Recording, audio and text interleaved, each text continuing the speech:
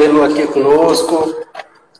Olá, boa noite, Josi. Bem-vindo aqui. Obrigada.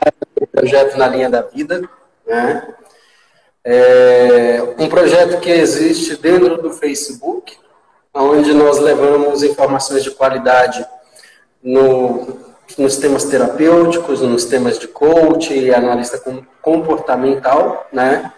E nós levamos essas informações às pessoas que entram nesse grupo lá do Facebook e também um grupo de WhatsApp e tal.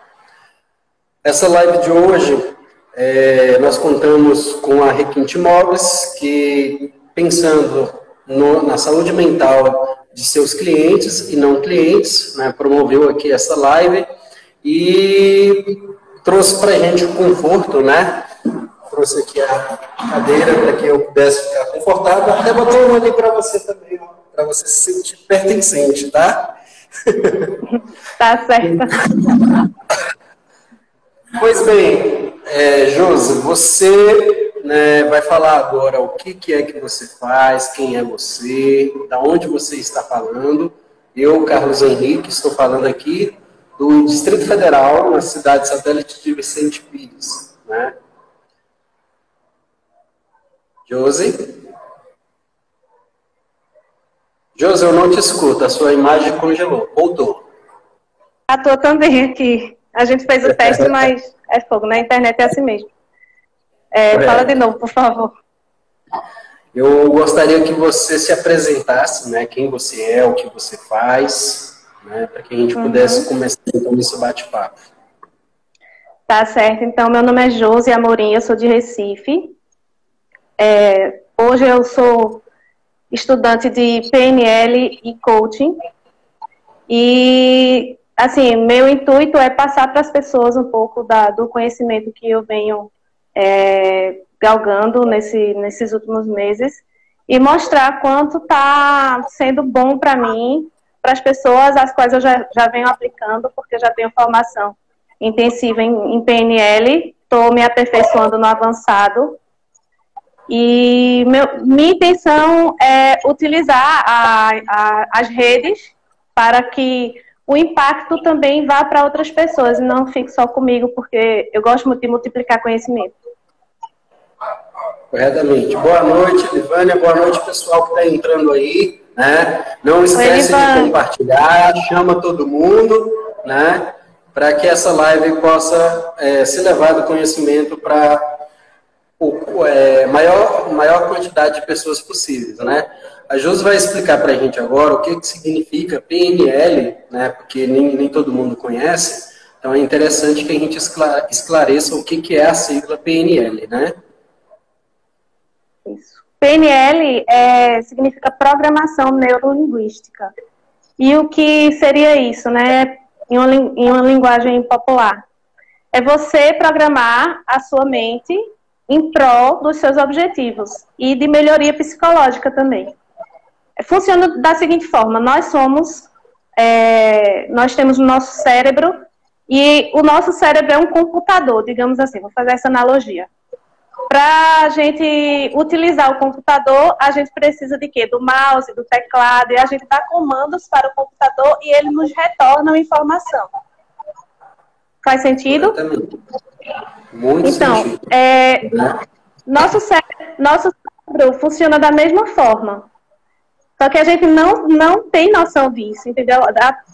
Antes de entrar nessa imersão de estudo, eu percebo que a gente faz as coisas muito instintivamente. A gente não faz utilizando esse mecanismo de forma consciente. Então, do mesmo jeito que o computador tem o mouse, tem o teclado, a gente tem o nosso sistema sensorial, que é a nossa visão. As informações entram pela visão, pelos nossos sentidos, pelo ouvido, auditivo. Então, tudo isso são os mecanismos sensoriais que a gente absorve as informações através deles. Então, quando a gente toma consciência disso, de que tudo que vai chegar para a gente vai processar de uma forma e vai transpor para o mundo conforme nossa percepção. Só que, assim, nós somos super complexos. Um computador não chega nem perto da nossa complexidade. É apenas uma analogia para saber mais ou menos como a gente funciona e que a gente tem o poder de estar tomando posse da nossa vida de forma inteligente. Corretamente, né? Então, um programador neurolinguístico, né, ele vai fazer um processo de ressignificação, né, de conceitos, de ideias e de crenças, né, para que o cliente possa ter uma vida mais positiva, né, possa ter uma saúde mental mais elevada, não é isso? Exatamente. Com os processos do PNL, a gente utiliza essas ferramentas para desprogramar algum trauma que a pessoa teve. A gente também tem ferramentas que faz com que as emoções sejam são boas emoções que a gente fique sentindo. Às vezes a gente está assim, né, triste com alguma coisa. Então tem como a gente ativar uma emoção boa em cima daquela que está ruim. Só que a gente não tem esse conhecimento e a gente tende a ficar naquela emoção e aceitá-la. Com esses processos, a gente, por exemplo, tem uma coisa chamada ancoragem de emoções.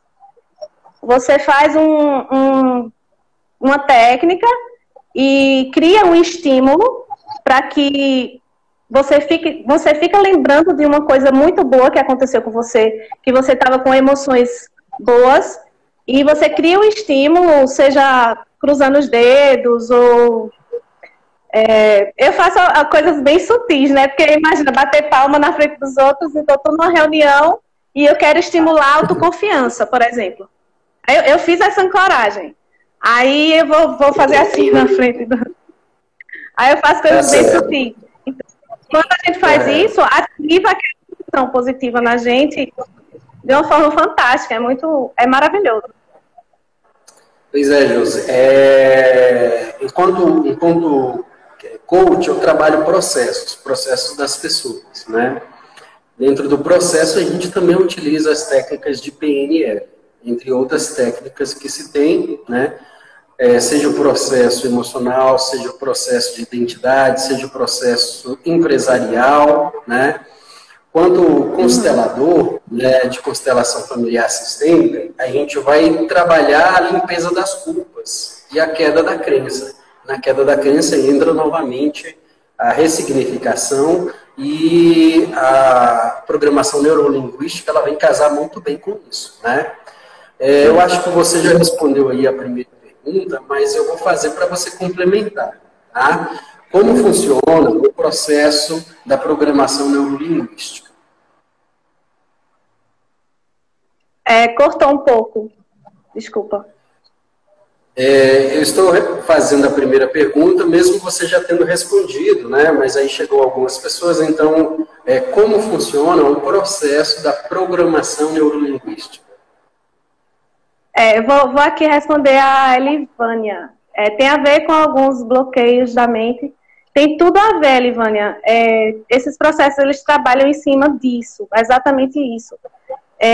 Os processos da programação neurolinguística vai a fundo na tua mente, assim, lógico, você pergunta, né? Você está preparado, você quer fazer isso, a pessoa tem que estar ciente.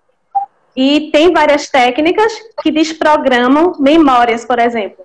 Tem técnicas maravilhosas de desprogramação de memórias. Aquela memória que sempre vem na sua cabeça, que te deixa em um estado emocional negativo.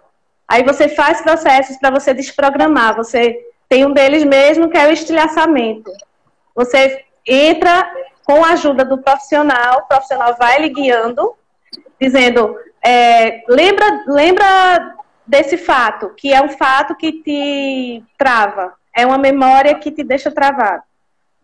A pessoa de olhos fechados, lembrando do fato. Agora descolore a cena. Deixa a cena bem disforme, por exemplo. Aí a pessoa vai fazendo isso mentalmente, né? Agora deixa ela totalmente preto e branco. Vai mexendo com os sentidos da pessoa, porque o cérebro, ele não diferencia o que é real e o que é imaginário. Concorda comigo que quando você tem uma lembrança, a tua emoção vem à tona como se fosse real? Sim. Então, quando você tem essa lembrança... Inclusive, o filósofo, né, francês do século 17, 18 ali, René Descartes, né, grande matemático do plano cartesiano, ele vai questionar a realidade do mundo, né, justamente falando, será que eu estou sonhando ou que eu estou acordado? Que horas eu sei que eu estou acordado, que hora que eu sei que eu estou sonhando? Né? Porque o real e o sonho, ele parece uma coisa só, né? Ele parece uma mesma situação. Né? Então, nesse sentido, eu esqueci de falar para vocês, né, que eu sou também professor de filosofia, né? E nesse sentido, então, o Descartes ele já fez aí uma programação neurolinguística, né, onde ele vai ressignificar o sentido do real, né, o sentido da realidade e o sentido dos sonhos. Né? Partindo então para a nossa segunda questão. Sim, pode complementar.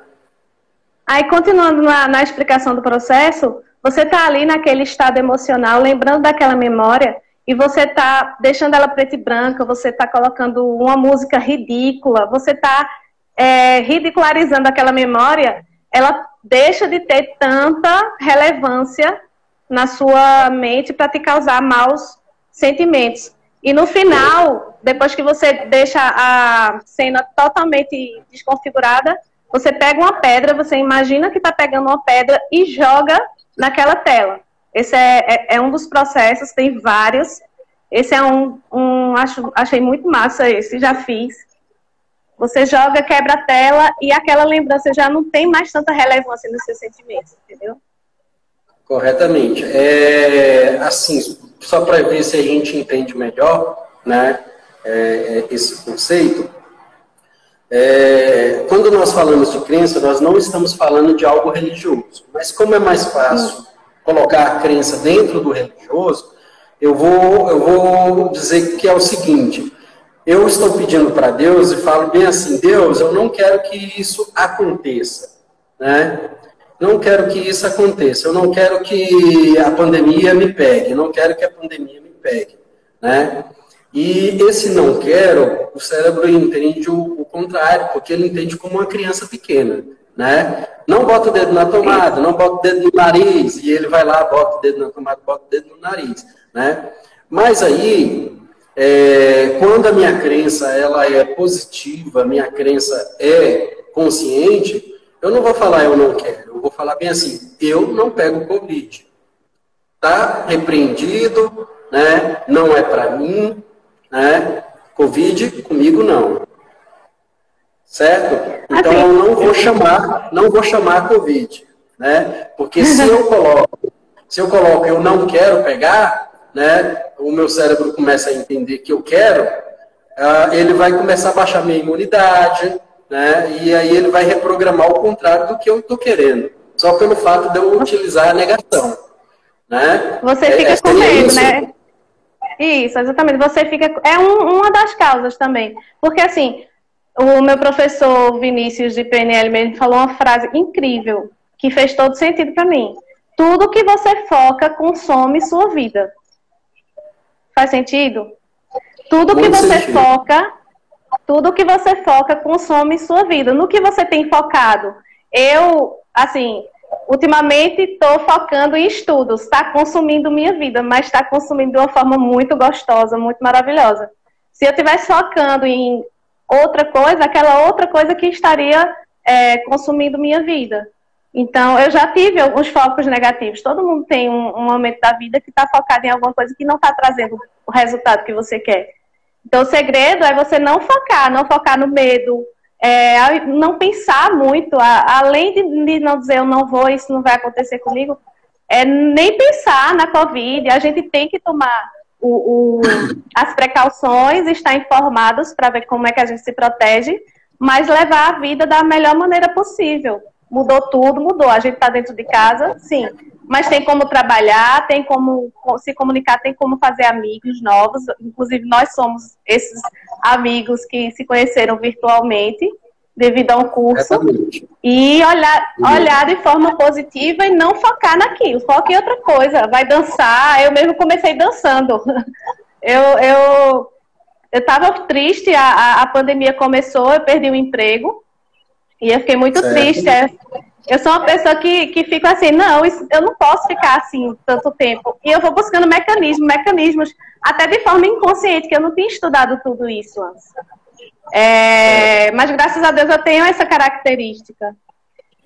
E eu fui dançar, eu coloquei fit dance na televisão, fui dançar, e aquilo ali, ó, meu corpo já foi se habituando a estar em movimento, a ter um astral melhor. Eu tava ancorando um sentimento bom em mim, entendeu? Sempre pensar positivo, né? Porque a vida é tão boa, né? Para se viver. Não é fácil. Não é fácil. Quantas pessoas já chegou para você e disse assim, pense positivo? Não é automático. Não é, eu vou pensar positivo. Não, é preciso se estudar, ir a fundo, ter autoconhecimento, fazer todo um processo e ver quais as ferramentas, que a gente tem muitas na internet. Qual ferramenta, qual é o palestrante que mais toca teu coração para tua evolução? Qual é o programa que fala coisas que vai te deixar naquele estado legal? Então, não se deixar abater e ir buscar ferramentas. Muito bem. Quem está nos acompanhando aí, compartilha com os amigos, chama mais gente para cá, para esse papo legal, né? E vamos para a segunda pergunta, então, que é como podemos usar, né, os conceitos de programação neurolinguística em prol de uma comunicação mais eficiente?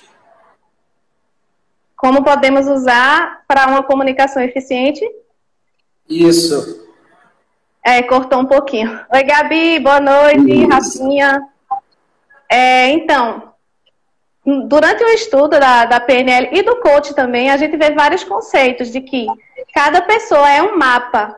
Tanto em PNL como em coach fala isso. Cada pessoa é um mapa. A gente não sempre ouviu falar no ditado dizer assim, cada cabeça é um mundo. Sim. Acho que todo mundo já ouviu falar nisso. Nós somos um universo, né? E o que quer dizer isso? Cada pessoa é um mapa. Algumas têm mais recursos, outras têm menos recursos. Não quer dizer assim que algumas são mais inteligentes e outras não. Quer dizer que cada pessoa passou pela vida e sofreu os estímulos dela e bota para fora do seu jeito. Então, por isso que cada um tem um mapa. E às vezes você é uma pessoa hoje, tá, dependendo do seu sentimento, do seu estado emocional, e amanhã você pode estar cheio de recursos. Hoje você pode não ter recursos, e amanhã você pode. Então, esses mecanismos você consegue identificar qual tipo de pessoa que você está falando. Por isso que se fala tanto assim, a comunicação depende do comunicador. Tem gente que acha um absurdo isso. Tem até um primo meu que fica, que nada, a pessoa que me entenda. Não. O objetivo de comunicar algo é de quem? Do comunicador. Antes de você continuar, só pegando esse conceito seu aí, né? Que cada pessoa é um mapa, cada pessoa é um universo, né? Eu gosto tanto desse conceito porque eu acho o seguinte, que a partir do momento que nós falamos, meu santo não bate, eu não vou com a cara do outro e tudo mais, cara, você está deixando de conhecer um universo diferente do que você é. Né? É verdade. E aí, sim, a gente volta para a questão da comunicação, por favor. Isso. Então, entendendo que cada pessoa é um mapa, você começa a ter um pouco mais de sensibilidade com as pessoas. A gente está num processo, como é que eu digo, cultural, que a gente está dentro da gente e não está nem aí, assim, para entender aquela pessoa. A gente quer passar uma informação para aquela pessoa, mas a gente não tem a sensibilidade de ver qual o tipo daquela pessoa. Como é que eu consigo levar aquela informação para que ela entenda o que realmente eu quero dizer. Então, tem 4 tipos que eu vi nas aulas de coach até, não sei se você lembra, que tem as pessoas que são mais visuais, tem as pessoas que são mais auditivas, tem as que são mais sensoriais e tem as digitais.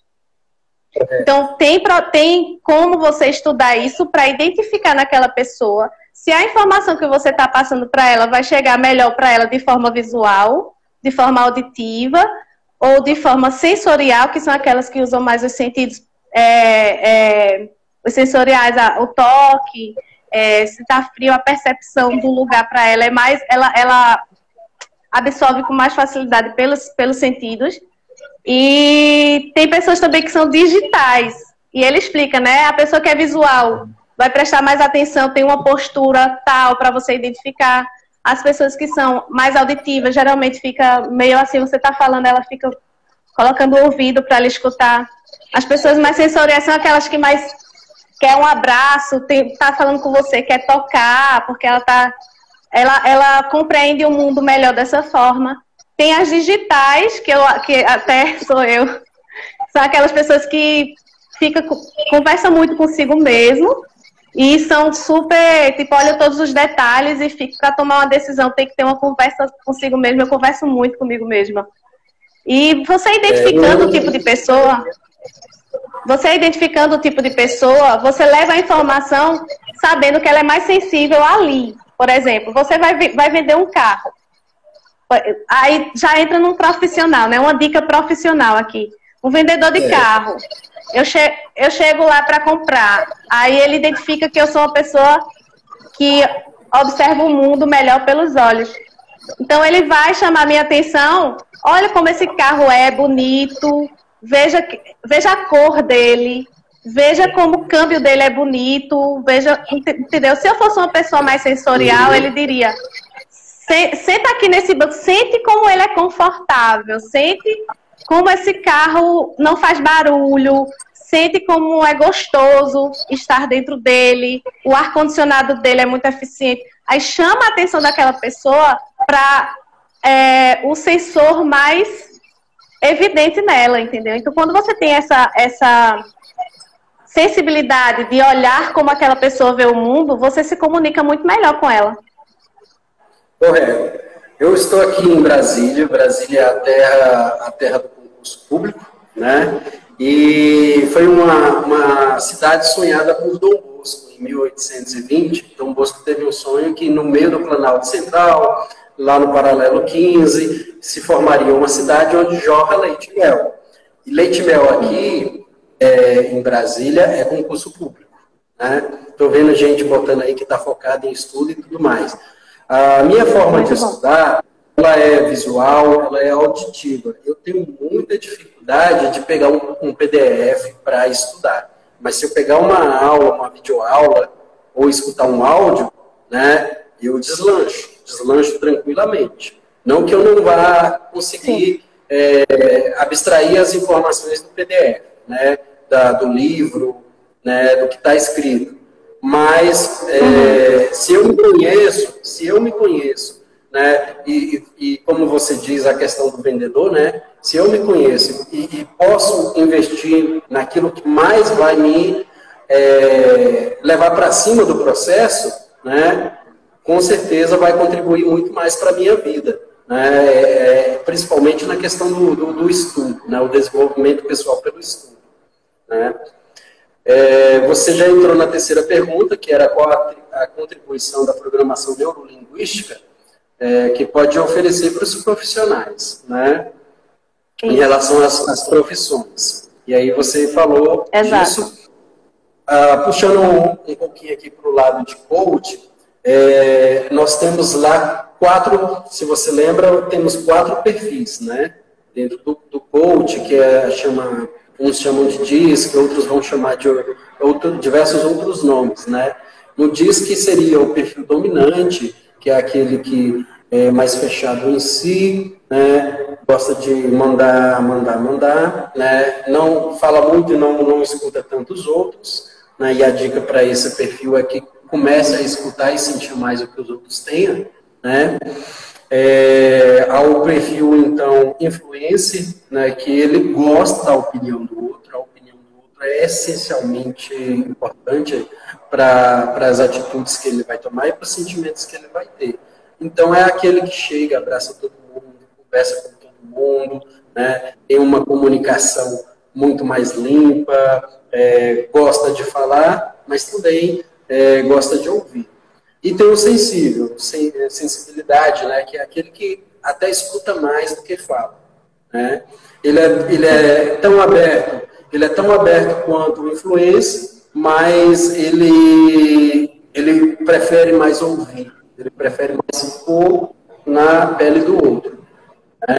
E aí a dica também é que ele tem que ser um pouco dominante, ele não pode só deixar de ser dominado. Né? Uhum. E o último perfil, que é o perfil de estabilidade, né? Constância e estabilidade, que é aquele que é pé atrás. Né? Ele quer confirmar tudo, é focado muito mais em processo que em pessoas, e tem o pé atrás, mas ele precisa confiar mais nas pessoas. Né?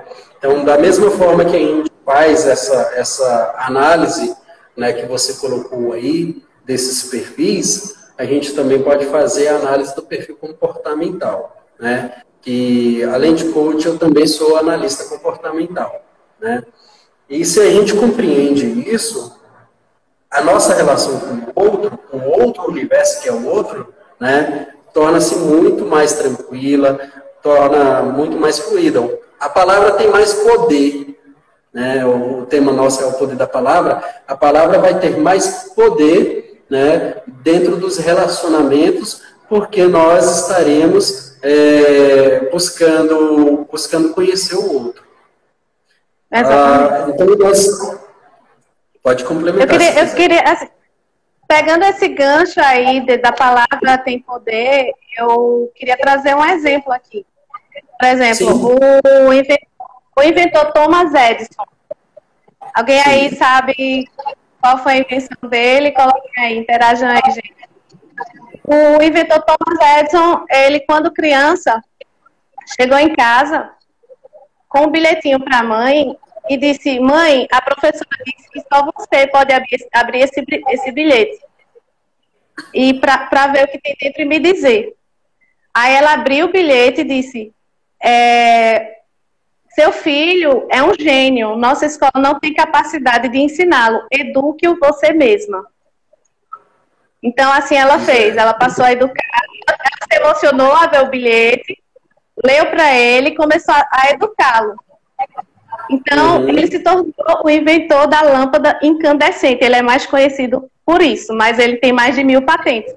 Ele inventou também a câmera cinematográfica, inventou a distribuição de energia elétrica, e até hoje usamos, foi ele que inventou.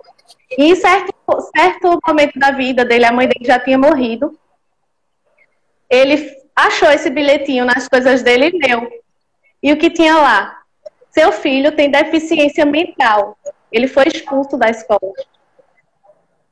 Nossa. Então, o poder da palavra da mãe dele, de fazer ele acreditar que ele é um gênio e não deixar ele chegar àquela informação limitadora, fez com que ele se transformasse num dos maiores gênios da humanidade, né? Então, aí você vê qual é o poder da palavra.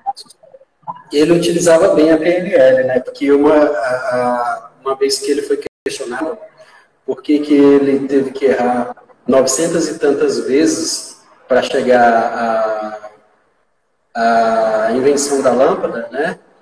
Ele falou bem assim que ele não errou, né? Ele não errou, ele apenas estava no processo, né? Ou seja, ele pegou aquilo que disseram para ele e ressignificou, falou, não é que eu errei, é você que não viu que o processo estava acontecendo. Né? Exatamente. E às vezes é muito importante isso na nossa vida, porque às vezes a gente sofre uma limitação momentânea, e nessa limitação momentânea, Josi, você está congelada. Voltou. Então, às vezes a gente sofre uma limitação momentânea, né? E nessa limitação momentânea a gente fala bem assim, nossa, mas eu errei, que feio, né? E aí a gente fica para baixo. E pelo contrário, a gente tem que se jogar para cima, né? O autor daquele livro Seja Foda, ele também falou isso, né? Que na primeira investida dele, ele foi para um local, alugou um local para fazer uma palestra, chamou mais de 500 pessoas deu no horário e ele começou a olhar o celular para ver se alguém tinha passado alguma mensagem e tudo mais, né? É Caio alguma coisa, eu não estou lembrando bem o nome dele, né? Caio, não lembro agora. Então, o que, que o Caio fez? Ele pegou e marcou uma palestra para mostrar o produto dele, o que, que ele estava trabalhando, e não apareceu ninguém. E aí ele tinha andado 500 quilômetros para ir até esse local, e aí terminou, deu o horário, teve que entregar o local e pegar a estrada de volta, mais 500 quilômetros para voltar para casa. No outro dia o pai chegou para ele e falou para ele, e aí filho, como é que foi o evento? Ele falou, foi o máximo, não poderia ser melhor. E o que, que ele disse para ele mesmo, na cabeça dele? Eu dei o meu máximo para esse evento acontecer. Eu dei o meu máximo. Sim. Então, eu não posso olhar isso como uma derrota. Foi apenas o primeiro passo. Né? Exatamente. E aí você não fica com aquela intenção de desistir. Pelo contrário, aquilo só vai te impulsionando. É porque o que acontece hoje em dia, Carlos, com a maioria das pessoas, e eu me incluo, lógico, que eu estou num processo também. A gente sempre está em processo. Triste daquele que pensa que sabe tudo porque estaciona. A gente tende a querer ver a casa pronta sem colocar os tijolos nela. A gente está num processo de viver muito no futuro. E lamentando o passado, lamentando nossos traumas e ansiosos pelo futuro e estagnados, parados no presente, só assistindo esses filmes que a mente faz. Na nossa cabeça, a gente fica lamentando o passado e ansiosos pelo futuro, e a gente esquece de que para chegar ali, naquele lugar, a gente tem que ir construindo. Então, é o processo. Como esse autor aí chegou lá e fez a primeira coisa, o primeiro empreendimento que ele fez, não tinha ninguém, ele disse, não, mas eu não vou desistir, é um processo, ele tinha ciência disso. Então, se eu quero construir uma casa, eu vou colocando tijolinhos. O primeiro tijolo não vai ter tanta audiência. Daqui vem o segundo, terceiro, quarto. A casa está ficando maior. As pessoas já passam na rua. Opa, estou construindo uma casa ali. E já está ficando maior. Daqui a pouco a casa está linda. E ganha a audiência das pessoas que passam por ali. Ó, que casa linda. Mas para ela ficar linda, foi de pouquinho em pouquinho. Não é rápido, não é instantâneo. É verdade, né? E foi uma sacada muito boa dele de ver que o que ele se propôs, ele fez, né? Os outros não foram, mas o que ele se propôs, ele fez. Então, ele não desanimou com nada disso, né? Eu, enquanto professor de filosofia, ainda digo o seguinte. Filosofia é um conceito muito importante, né? A gente tem até uma área chamada genealogia da palavra, que a gente busca origens das palavras, para fortalecer o conceito. Né? Então, a palavra ela realmente tem muito, muito poder. E me deu um branco, né? Mas o que eu queria dizer é que a gente tem que estar ressignificando a todo momento, né, os conceitos da nossa vida, e se a gente não ressignificar ele para o positivo, quem vai ressignificar a nossa vida para positivo? Né? Isso mesmo. Se a gente se colocar para baixo, é fácil um caminho de uma depressão. É fácil, tranquilo. Né? Se você abre a porta e convida ela para entrar, ela vai se instalar. E quando ela se instalar, vai ser difícil de tirar de lá. Né? Então, nesse processo aí de neuroprogramação linguística, né, nós temos esse momento de libertação.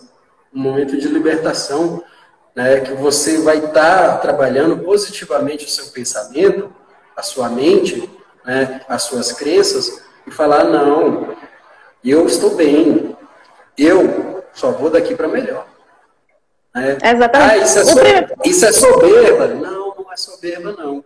Porque você precisa convencer, o seu cérebro precisa convencer a si mesmo. Né? A gente vai pro terapeuta, né, para o terapeuta dizer um bocado de coisa que a gente sabe. Na verdade, o terapeuta escuta e faz você se escutar, né? Porque o melhor terapeuta que existe somos nós mesmos. Só que nós precisamos de quê? Da orientação de alguém para poder escutar o que nós estamos vivendo, o que nós estamos falando, né? E até mesmo para ressignificar, porque às vezes a gente realmente não vai saber ressignificar, dar um novo sentido, dar um sentido positivo àquilo que a gente viveu.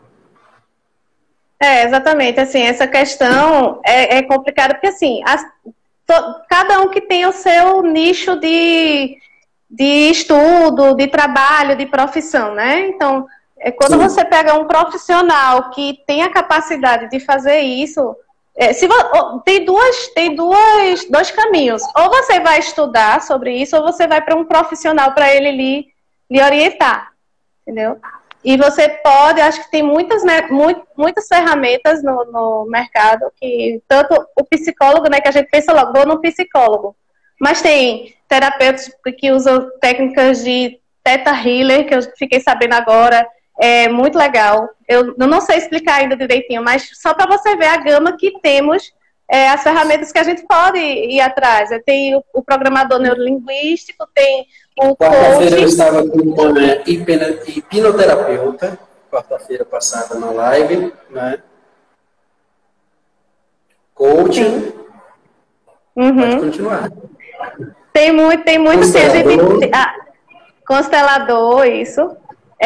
Tem muito que a gente fazer, só que a gente fica no mundinho quando a gente está nesse aprisionamento psicológico, porque é o seguinte, nossa consciência ela é formada, nossa mente é formada como se fosse uma pirâmide. E a nossa inteligência está aqui, ela representa 5% só. 95% é o nosso subconsciente.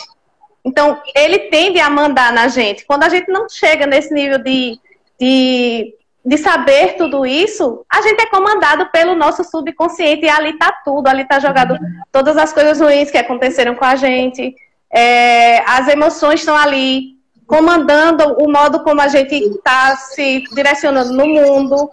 Então, quando a gente entende que, opa, peraí, eu tenho que fortalecer esse 5%, focar nele.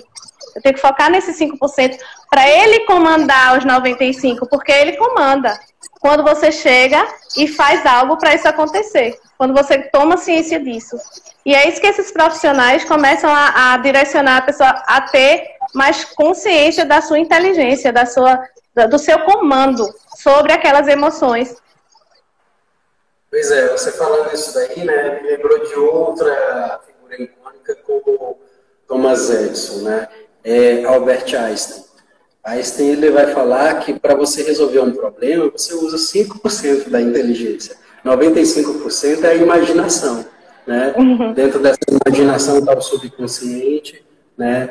Tá toda essa esfera que a gente precisa trabalhar, né? Quando a gente consegue, quando a gente consegue, então, trabalhar a imaginação, trazer o inconsciente para o consciente, o problema é resolvido, a coisa flui. Totalmente. Eu digo por experiência própria. Totalmente. Correto. A gente esquece que nós somos um conjunto. Nós somos um conjunto. Inteligência e corpo. O corpo da gente também, o corpo fala, entendeu? Tem até curso sobre isso, o corpo fala, para você estudar comportamento humano. Então, tanto a nossa mente joga para o nosso corpo, como o nosso corpo pode jogar informações para a nossa mente. Uma coisa fantástica é que uma das coisas mais eficazes para gerar emoções positivas é movimentar o corpo, é mexer com o fisiológico. Pode ver que quando a gente está, não sei se você já tem o hábito de malhar, de se exercitar, quando a gente está se exercitando, tá expandindo o seu corpo, tá liberto ali, aquilo ali vai lhe contagiando e sua emoção fica massa, entendeu? Então, a gente faz isso inconsciente. Quando a gente passa a ter consciência disso, antes mesmo de vir pra live, eu tava ali na cozinha, assim, uhul! Isso aí. Pra me encher as energias, entendeu? Inclusive o processo de coach, a gente até costuma fazer isso que você diz, né? A gente trabalhar a mente da pessoa, a gente primeiro começa a trabalhar o corpo da pessoa, né? Começa a fazer ela fazer as atividades físicas, ela se sentir bem com o corpo, para ela aceitar se sentir bem com a mente, né? E aí a gente tem que pensar algo muito sério, porque se a gente gosta de cuidar do corpo, a gente jamais pode esquecer de cuidar da mente. Jamais pode esquecer de cuidar da mente, né? E hoje, cada dia, como você mesma disse, né? Cada dia tem mais técnicas que possam nos ajudar, né? Uma meditação para o relaxamento, na hora de acordar ou na hora de dormir, né? Que você vai fazer ali a sua reprogramação para o outro dia, né? Uma dica é essa, né? Antes de dormir, você já programa tudo que você vai fazer. Escreve, né? Faz uma programação rápida na cabeça, ou você escreve o que você vai fazer no outro dia, para que quando você vá deitar, você não fique remoendo as ideias do que você vai fazer naquele outro dia, né? Exatamente. Depois disso, você faz uns 10 minutinhos ali de meditações que você encontra até mesmo no próprio YouTube. Eu tenho uma meditação de 1 hora, que, na verdade, é uma oração, né? É o Espírito Santo antes de dormir, que eu achei no YouTube. E eu tinha muita dificuldade para dormir. Eu acordava diversas vezes na noite. Depois que eu comecei a fazer esse tipo de meditação, eu coloco lá, não consigo terminar a meditação, porque eu durmo antes. Né? Então, eu quero. Corpo, relaxa a mente, né? Pode procurar lá, o Espírito Santo antes de dormir. Né? Tem o Espírito Santo antes de dormir, esteja com Deus antes de dormir, né? Todos do mesmo canal, né? E você vai alternando, num dia faz um, no outro dia faz outra, né? Para a pessoa que está muito preocupada com uma situação muito grave e é religiosa, né? Ela tem lá peça um milagre ao Espírito Santo antes de dormir, né? Receba um milagre, converse com Deus antes de dormir, né? Todas essas meditações no mesmo canal, que eu não lembro agora o nome do canal, mas que tem me ajudado bastante a dormir, porque eu tinha essa dificuldade de dormir, né? Como a gente estuda muito à noite, o cérebro fica, né? Total. E fica igual o moleque doido, ele fica falando, eu quero ficar acordado, eu quero estudar, eu quero ficar acordado, né? E aí você tem que fazer a respiração, faz a respiração, vai ouvindo a sua respiração, segura, solta, tem diversas técnicas, e vai escutando a meditação e vai equilibrando ali a sua respiração. Vai oxigenando o cérebro e aí ele começa a ficar quietinho, aí ele fala, tá bom, eu vou dormir sim. Ele obedece, né? A gente tem que fazer ele obedecer. É verdade. Às vezes eu brinco assim. Ele é um menino traquino, mas ele é um bom menino. Eu brinco muito assim, tem outra pessoa dentro de mim que fica brigando comigo o tempo todo, porque às vezes eu quero dormir, aí a pessoa quer ficar lá ainda pensando nas coisas, eu posso fazer tanta ideia surge. Às vezes eu vou pro celular e eita, poxa, vou anotar essa ideia. Pois é, nós vamos para a nossa fase final aqui na live, e a pergunta final, para que depois você possa passar algumas dicas para o pessoal, né? A pergunta final me fale quem é Josi antes e depois da programação neurolinguística. Certo. Essa pergunta é bem... Deixa eu ver como é que eu respondo, então. Seguinte, antes da quarentena, eu sempre tive as vidas que seguem normais, né? Antes da quarentena, trabalhava, ter minha família, tudo, mas era uma coisa tão automática, sabe? E eu pensava assim, eu sempre tive isso na minha cabeça, meu Deus, eu tenho uma vontade de fazer uma coisa grande, eu gosto de me relacionar com as pessoas. Eu gosto que só de postar coisa no Instagram, de influenciar alguém com alguma coisa que eu estou aprendendo. Eu tenho alguma coisa para sair de mim que eu não sei como essa coisa vai sair. Eu já comentei isso com familiares, com amigos. Eu tenho uma coisa grande para sair de mim, mas, poxa, tá travada. Aí pronto, começou a quarentena, né? Teve aquele processo todo de choro, de tristeza. Ai, meu Deus, e agora acho que todo mundo passou por esse momento. Já conversei com várias pessoas e o sentimento é unânime. Então, depois eu comecei. Vou parar de me cobrar, uma ansiedade gigante. Vou parar de me cobrar e vou fazer alguma coisa, ver coisas na internet, coisas que acrescentem, né, na minha mente. E fui ver como é que eu vi Leandro Carnal, vi A Cabana, vi o filme da Paixão de Cristo de Jesus, que me falou uma coisa que fez um boom na minha cabeça. Eu já tinha visto esse filme, ele é antigo, aquele de Mel Gibson, que foi muito criticado. Sim. Eu coloquei esse filme e, meu Deus, a gente tem que marcar uma live só para falar sobre essa minha experiência da Cabana e desse filme, com essa mentalidade que eu tô hoje, né? Então ali foi vindo, faça curso disso, faça curso daquilo. Aí chegou o curso de PNL no meu Instagram, curti, me inscrevi, curso grátis. E depois desse curso, com as técnicas de destravamento, de ressignificação de traumas, porque eu tenho minha família, eu até estou pesquisando sobre constelação familiar, porque minha família sofreu um trauma muito grande, que a gente tinha um membro da família, que era o meu pai, é uma figura muito importante na vida dos filhos, é o pai. Meu pai era alcoólatra, então ele traumatizou toda a família, eu tinha muita raiva dele, eu buscava até não falar que eu tinha, mas eu tinha, chorava muitas vezes.